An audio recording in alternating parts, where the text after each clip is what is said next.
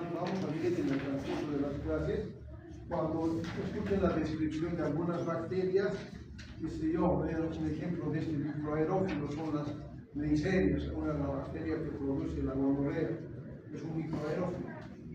Para crecer requiere de algunas cantidades no grandes, pero requiere una cantidad pequeña de oxígeno. La fermentación, de acuerdo al proceso, tiene sus diferencias, que puede ser alguna de estas, ¿no? Como láctica, mixta, butanodiónica, alcohólica, butírica, debería ser aquí, butírica, de acuerdo, butírica, porque produce ácido butírico también, tiene algún láctico ahí, productos son estos elementos. Vemos al final qué microorganismos tienen ese tipo de fermentación por los productos resultados de esos procesos de fermentación. Hay algunas bacterias fotosintéticas, decimos, cuya única fuente va a ser el CO2, ¿no? Y pues a partir de eso van a producir su energía, glucosa y demás. Son pocas, pero existen. Volviendo al ejemplo de los nutrientes, decíamos hace rato, ¿no? Los macro, micro, otros clasifican en los nutrientes universales, que están incorporados dentro de lo que hemos hablado: agua, CO2, fosfato, sales minerales, luego los factores particulares y otra vez los factores de crecimiento que hemos visto en el cuadro inicial. Quisiera que sí lo revisen, no lo mismo, ¿ya? Los factores de crecimiento hemos dicho, ¿no? Ya bien, ¿quién se acuerda? Toma nota de los factores de crecimiento acelera, después de los micronutrientes.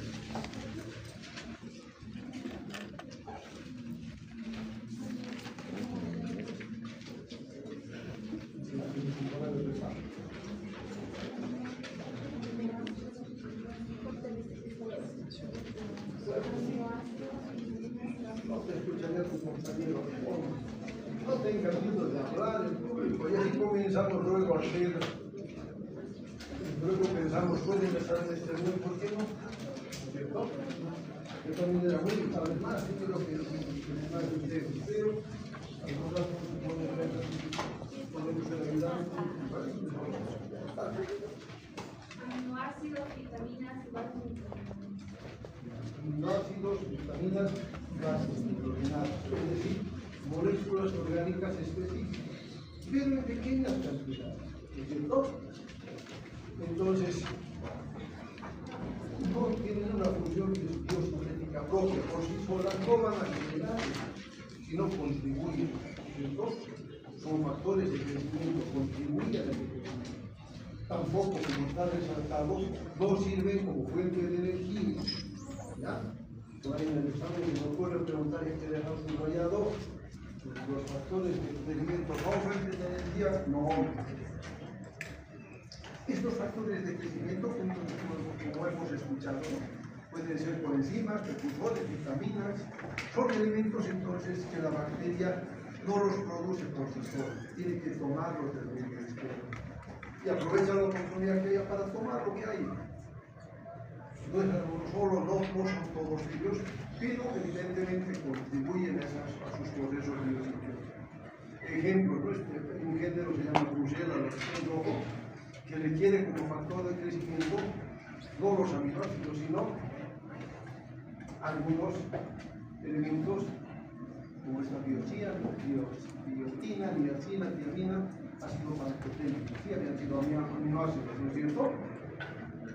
El hemófilos, en cambio, no necesita aminoácidos, sino necesita elementos que están como parte de los factores de coagulación. Si en fisiología ya han visto eso.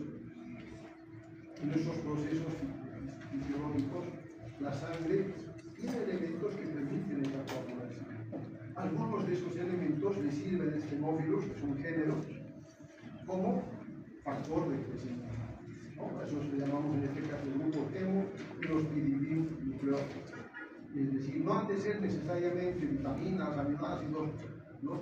Sino alguno de ellos por lo menos.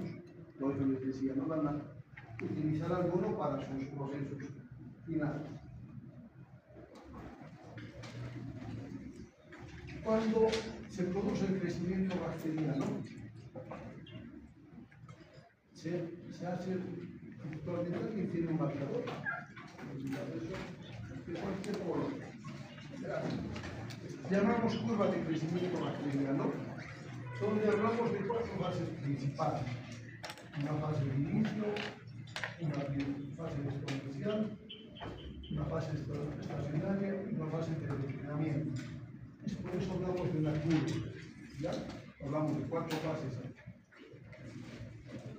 Según esta, la fase de latencia y la exponencial serían las más importantes.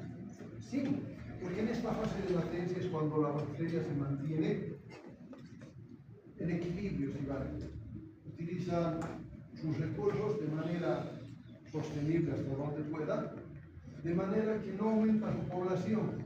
Mueren unas, pero otras también se producen. ¿Ya? Por eso hablamos de latencia. Algún momento habían encontrado nutrientes en gran cantidad. ¿Qué hace la bacteria? Se conoce y empieza a proliferar, lo que les decía hace rato. Encuentra y produce ya sus procesos de replicación, y a eso le llamamos la fase exponencial, donde crece exponencialmente. Su población aumenta porque había nutrientes. Mientras haya nutrientes se produce eso. ¿De acuerdo? Pero eso había sido efímero, había durado un tiempo, seguía habiendo nutrientes cada vez más poquito, y en algún momento ya no crecen a velocidad. Ya hablamos de la fase de estado, también le llaman. Para algunos esta sería la de latencia, esta sería la fase inicial. Entonces ahí ha logrado aumentar el número, digamos aquí eran 100, ha logrado ser 1000. Y estas 1000 se van a mantener mientras haya algún tipo de nutrientes. Cuando esto declina, también se llama eso fase de declinación, la población también se va a reducir. O sea, para que lo entiendan, el objetivo era ser 1000, habían sido 1000, se murieron unas cuantas, otras se van produciendo. Como ya no hay nutrientes, pueden volver a ser las que eran, o hasta menos. De repente puede morir esa población bacteriana. Como cualquier población, cualquier ser vivo, ¿no es cierto? Si no tiene disponibilidad de nutrientes, muere por inanición, pues muere de hambre, ustedes.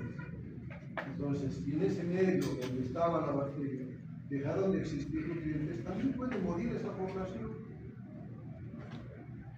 Nos pasan los medios de cultivo, nos habíamos olvidado y decimos sus ayudantes, les queremos mostrar este ojo, vengan.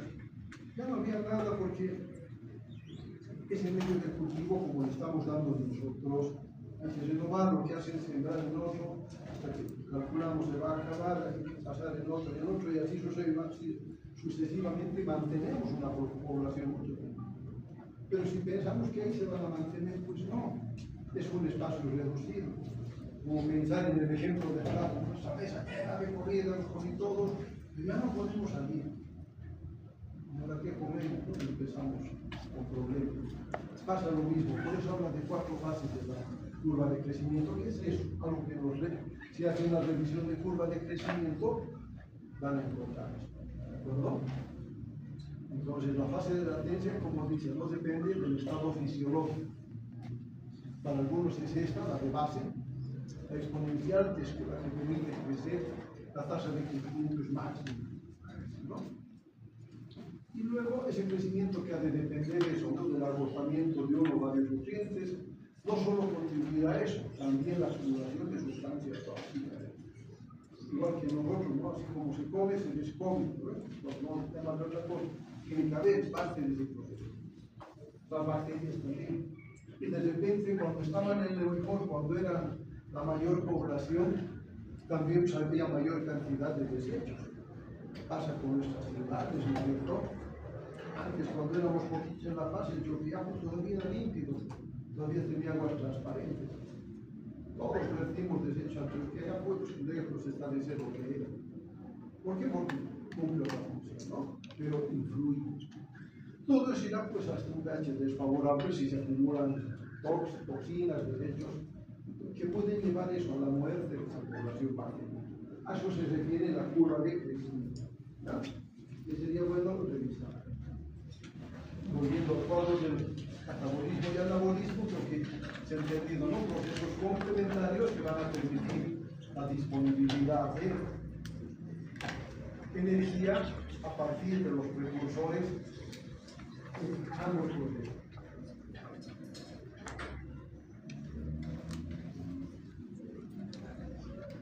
Para entender cómo se obtiene energía a partir de algunos elementos, los alimentos que tenemos que contienen, si los volvemos sin las grasas que contienen, ácidos grasos, los polisacáridos, los azúcares, si quieren, básicamente se convierten en glucosa, principalmente, y luego los azúcares y las proteínas en aminoácidos.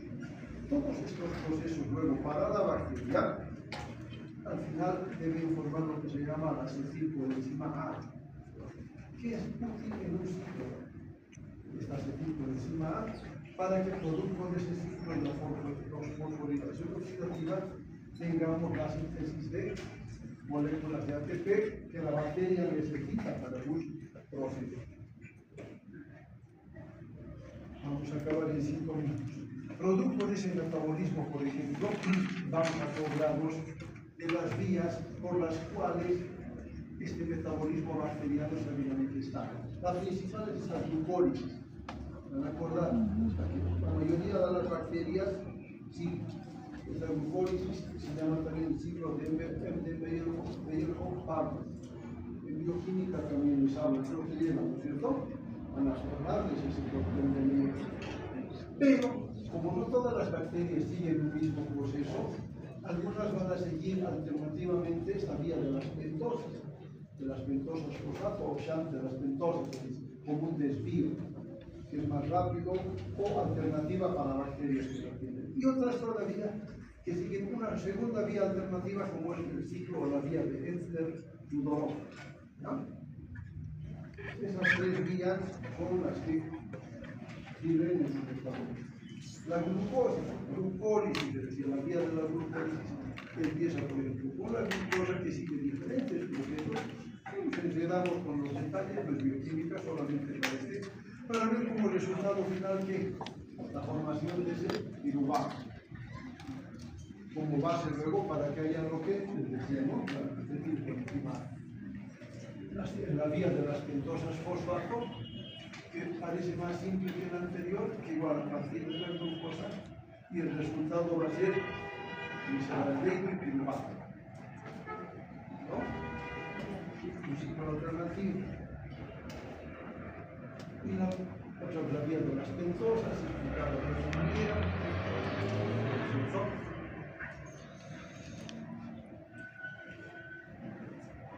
Esta vía de las pentosas es importante en algunos casos porque cuando no pueden seguir la vía de la glucólisis, permite en sus procesos biosintéticos, a partir de esta vía de las pentosas, conseguir para la bacteria precursores de sus ácidos nucleicos importantes para su fisión binaria, o precursores de algunos aminoácidos aromáticos, ¿no? Y luego contribuye obviamente a la formación de ellos, ¿no?